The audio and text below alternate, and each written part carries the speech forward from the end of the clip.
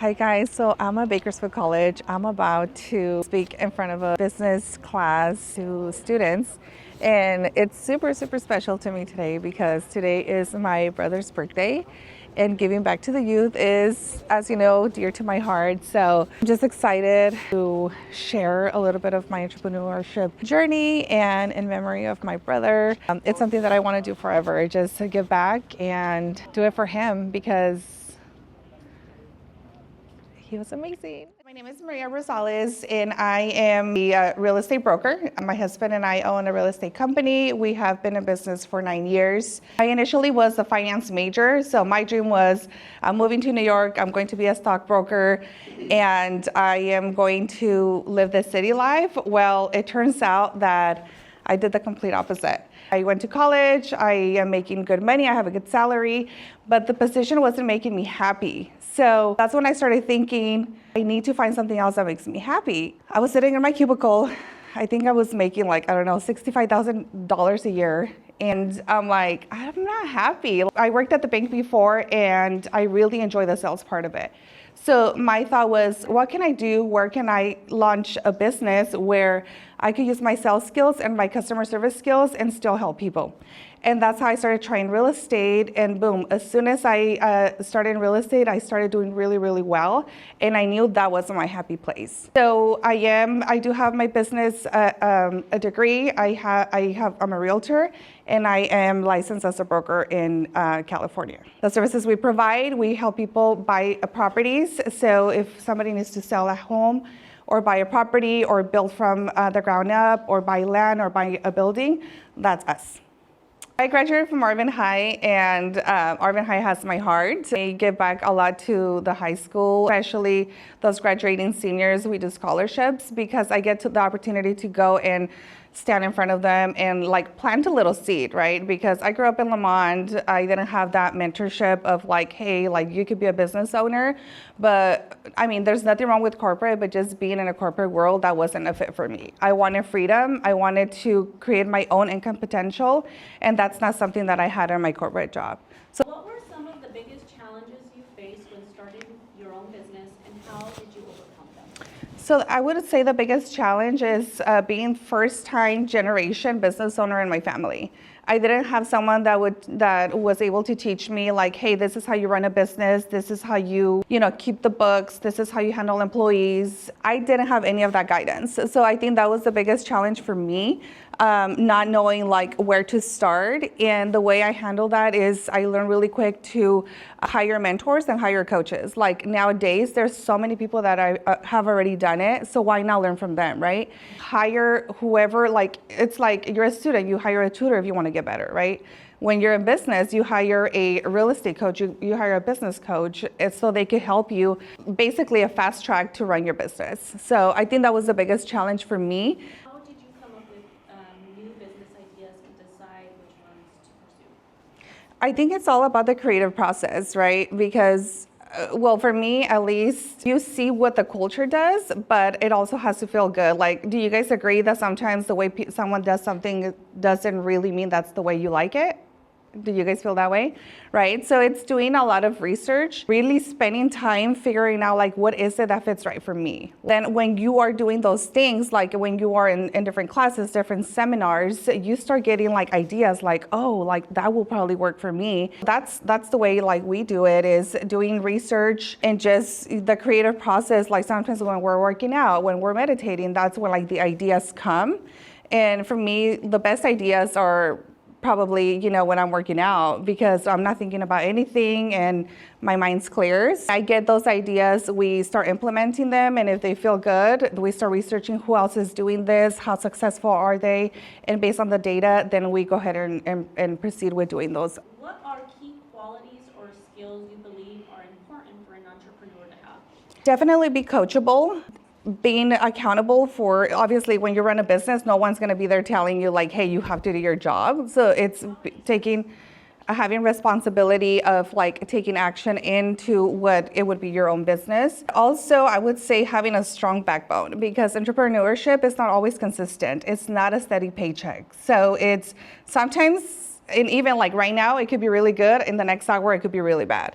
Right now, your business could be thriving. Tomorrow, you might think like you failed, you know? So it's having that resilience and that backbone of knowing, hey, like it's not always going to be pretty, but like I'm mentally ready for this. So let's go, let's do it. You think that having that backbone is really going to be centered and not allow or take personal, like the things that don't go your way or that you expect to go.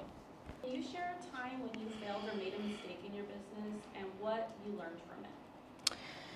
So when you're an entrepreneur, like you are a target because you're making money, right? And people see you different, like, oh, you're making money, you could buy this product. So I would say being careful with where you spend your money and where you invest your money, because I think one of the things we've done is we invested money in places where they told us we were getting a return and there was no return.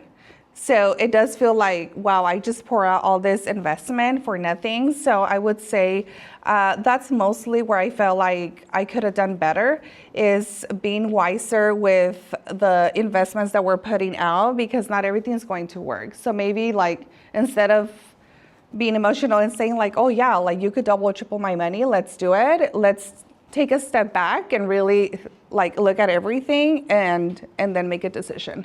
How do you handle competition and stay ahead in your industry? I don't think there is like over 3,000 realtors, real estate agents in town, but I don't think I have competition because I do believe that everything that's for you, it's for you. Like no one can take it away. So like if you're running a business, regardless how, like what it is, like for example, like I hire a CPA, right? For example, like I do business with him because of the work that he's done and because of the person that he is. So when it comes to competition for me, I feel like I'm unique, like no one else is like me. So people will want to work with me because of the value I bring. And not just that, but like the education I have behind it. Not every realtor has a degree. And that's huge, right? Anybody could get a license. So it's the work that somebody has put in and what they do for, you know, for their clients, for the community. So one of the things that, you know, I do say, like, I really don't have competition. Everybody has a different niche. Everybody promotes differently. So, but my husband does say that competition is healthy because you see where everybody stands and like it's either helping you like be better or it's giving you like a overlook of where you're at basically. We are connected with a global company. Our umbrella company is a global company. We are in 27 countries. So for me, being part of that, it's so huge because a lot of brokerages are here locally. And to me, it's like if we don't get out of Bakersfield and see and work with other minds that are more expansive, that are doing 100 times more than us, then we're not really growing. I do encourage you guys to stay ahead of trends in your business, be connected. Always, even if it's a mastermind program, someone that allows you to connect with individuals from all over the world, because everybody brings something to the table and not just here locally. How do you manage your time between running a business and maintaining a personal life? Yeah, so I would say boundaries and schedule. So I know that before you have kids, like you're like, oh my God, I have all this free time. Like, what do I do with my time? So I would say be really specific and intentional with your schedule. Your time is valuable, and I think you should be being really purposeful and with your time. So for example, like I know that from 8:30 to 3, I'm working, right? That's the schedule I have for myself. So I'm working, it's all about work. And then after 3, I pick up my babies, and then it's family time. Now, do I answer calls after that? Yes, I do. But I'm not always on the phone. And I think clients understand that when you set those boundaries with clients, they know when to call you. It's like if you go to the doctor, they're probably not going to be there past 5, right?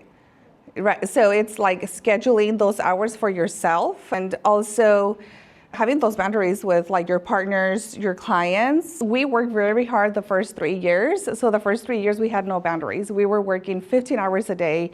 And I'm glad we did, because it set up the foundation for us to like not work as much now.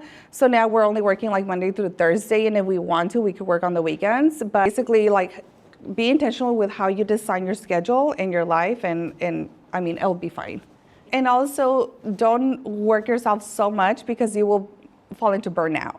And then what happens to your business when you're in burnout? Like, you're going to be checked off. So then everything you work for, it's probably not going to go as well. You guys are probably going to have families. Don't be so consumed so much in work where like you missed out on your family, you missed out on your kids. So if I could tell you anything is work hard before you have a family, have that foundation as you go in, and then you're set. Like no matter what, you're set when you start your family, and you don't have to be missing out on games. You don't have to be missing out on your kids' activities, and you're able to provide. I think all of our dreams is to provide a better life for our kids or the future. So that's my best advice. Do what you can in the first 3 years of your business.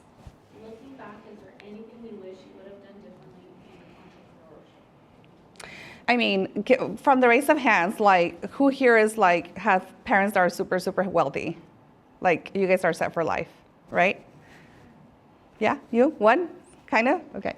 So a lot of us are not, right? So don't fall into the trap of when you build your business or when you graduate college and you start making money, don't fall in the trap of like, I came from nothing, so I deserve to have all of this, right? Because your money's gonna go fast. So my best advice is when you start making money, it's more on the money part than the actual business, is save your money and invest. Multiply it as soon as you can. Because if you start getting used to spending everything you're making, you're gonna be in the same position you are now. So the best advice I could give you is, yes, work hard, save and invest. And if you don't know how, there's a lot of people here that can help you, with any of those resources. And also, continue being coachable because things evolve, businesses evolve, and just always learn what's next, enjoy the season you're in, but always stay ahead of the trends because the more innovation, the more money you can make in your business. So how long, you were in your corporate job, how long did it take you to make a switch or to, while you were doing the job, to actually have the courage to move to another whole different? So I'm really faith-based, so I think it was all God's work. I obviously went to college to have a job because that's what they tell us, right? Go to college, you have a job with benefits, and that's what I did. And I got recruited for my second company when I was in HR. And I was so excited. I'm like, I'm getting recruited. I'm getting a pay raise, and I was so happy.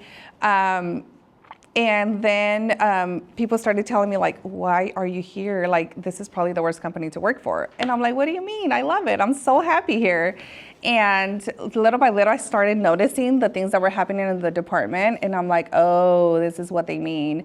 So I think it got bad for me to see, maybe this is not the place for me. And it was all in a transition of 1 year, we're like, okay, no, this is definitely not the place. So I started looking for other career opportunities. And when I was in college, I had different licenses. I did different things. And I knew when I did real estate that was what I really enjoyed. So I think sometimes you have to really look at the signs of the things that are going around you and really be open to hearing those out, because sometimes we could be so persistent, no, this is what I want to do. And sometimes life is telling you, well, you're so unhappy. It's not making you money. I don't understand what you're doing here. You're going to go dry, so you could really see that this is not the place for you and for you to go find the place where it makes you happy. So I was actually super devastated that HR didn't work out for me. And I didn't understand. And when I started my first year of real estate, I made double my salary in my first year of real estate. And I'm like, wow, God, you really had a plan for me. And you pulled me out, because if it was for me, I would have never left, because I was so deep into the security, the benefits, and it's honestly, we're in California, right? It's at will, no job is secure anyways. So I would say, if there's something you want to do, go for it, because at the end of the day, you're working for someone, for their dream, or you work for your dream. You have to choose. Personalized is also a language, so the more personalized you speak, the more successful you can be, because it opens up your avenue of opportunities in the world. If you only speak your personality, then you're going to be stuck in one job. And unfortunately, for some of us, it could be the jobs that we don't want. Make sense? You know, so it's like understanding about yourself and personality is so huge. And it will change your life of how you really, number one, get to know yourself, but then where you want to go and find the match for it. Make sense? So obviously we talked about that most of us are, don't come from money, right? We don't come from money, and our goal is to aspire to have generational wealth for our kids. So as individuals who obviously don't have money to like, hey, let's start up a business, how do individuals go about in funding? Like, how would you say like, okay, you don't have money, but this is how you can start your own business? Yeah.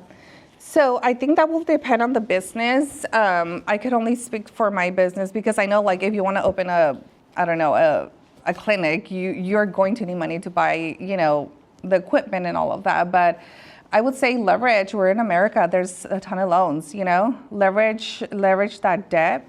Obviously with caution, because you want to make sure that you are going to be making that money to pay those loans back. So first things first, do like a pro forma where you say, if I'm going to borrow this based on how much I'm going to work, based on what I'm going to produce, how soon am I going to pay that, right? There is government loans, there is even like county loans and the banks. There's just many, but my actual first advice would be save. Like while you're in college, if you have the opportunity to work, save. Because for me, no debt is a little better because I don't have the responsibility of those payments. But or if you go into a business where like something like us, like the investment for a real estate agent is probably like $2,000, and it's not all at one time. You pay for your classes $300, and then you pay for your test $500, and then you become a licensed realtor. It's not a huge investment, but if you're working through college and you want to do that, that's something that's super, super doable. And there's other careers as well. There's like insurance agencies where like you go get your license, start working in insurance, and that doesn't need like a lot of capital. But I would say like if you're opening like a facility, then I will leverage loans. Just make sure that you have a plan of how and when to pay them off. Based on your skill too, I would say, I talk to like photographers, right? And they say, hey, I need $5,000 to start on this. I'm like, why do you need $5,000? Do you have a camera? Yes. So go sell your business, go sell your skills, right? So for a profession like that, as you say, right? There's certain profession that you don't need no money. You just gotta go sell your service, right? Now you just save it and you build this capital. But sometimes, our financial literacy does not allow us to see that way, how simple it can be. Because there's a lot of business out there that start with $0, right? So like we always talk about like ROI, right? What's your ROI? There's high leverage activities they're gonna cost you a lot of money, like billboards, yeah? It's gonna cost you a lot of money, but what is the return? Super high, and that's what we all want. We're like, I want the billboard with the super high returns. But there's low leverage activities that cost you $0, like door-to-door, phone calls, flyers, right? It costs you no dollars, but the return is also very high because it costs you $0, so the return could be 100%, right? So identifying those type of activities in the business that you're thriving, you say, how can I go create a capital based on the service that I provide that costs me no dollars? Because like Maria said, yeah, you can definitely go hard on business loans, but just know you're already walking into a business negative. We don't want to spend time in the red, right? So it's like those are things to think about. Like she says, plan for that red to get out of the red before you even start paying yourself any money. So just low financial literacy for sure. What time did you get your license, and how long did it take for you to get it? So I started studying April of 2015, and I ended up getting I think my first test was in September, in the beginning of September, and I didn't pass the first time. So then I went back in October 13, and then I passed it the second time. So a couple of months. And I think you mentioned that you have more licenses. Yeah. So I actually worked at Wells Fargo for like 4 years, and when I was trying to figure out if I was a finance major, so I was going to be doing stocks, so I got my life license, and then I was studying for the Series 63, 6 and 63, so that would allow me to work with stocks and bonds. But again, that didn't feel like amazing. It actually felt really heavy on me, and I decided to switch my career in the bank from being an investment broker to a branch manager. And then from there, I'm like, I don't want to be here for the rest of my life, because I did see branch managers being there like so many years, like not even being happy, but they were there for the security. So that's when I switched over to HR. So it's okay. Like, I think it's okay. Like, if you major in something, like, it's okay if it doesn't work out. I think as an entrepreneur, is when you have a degree, like worst case scenario, your career doesn't work out, you have a degree. You could go get a job anywhere. So don't feel like you are stuck. I want to say, like, I went from banking to, finance to HR to now like real estate. But then I also sell insurance. I have an insurance branch. So, and that's the other thing that I would say, don't rely only on one source of income, because if your company is not doing good in a season, you want to make sure you have a supplement, like money's coming in from somewhere. And I can definitely say that when she was working with my mother-in-law and father-in-law, they already had another real estate agent, but that real estate agent was not providing them the services that us as individuals kind of behind the scenes felt like she deserved as a client. So something had happened with that other real estate agent. I told my mother-in-law, hey, I have a friend named Maria who does it. Just go with her. Just meet with her and see what you think. And my mother-in-law was already, she was kind of like tough at first. And I think Maria asked the proper questions.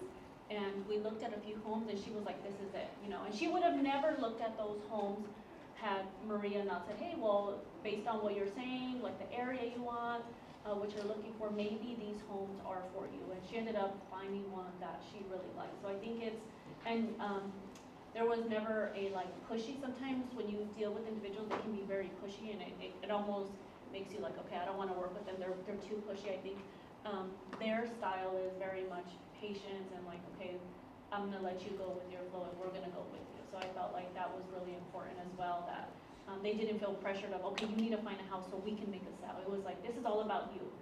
What are you looking for? We're here to help you. And I think that was key as well when they were doing business. You mentioned that she was like in a bad spot for like on her job, and this new company was like a blessing, I guess.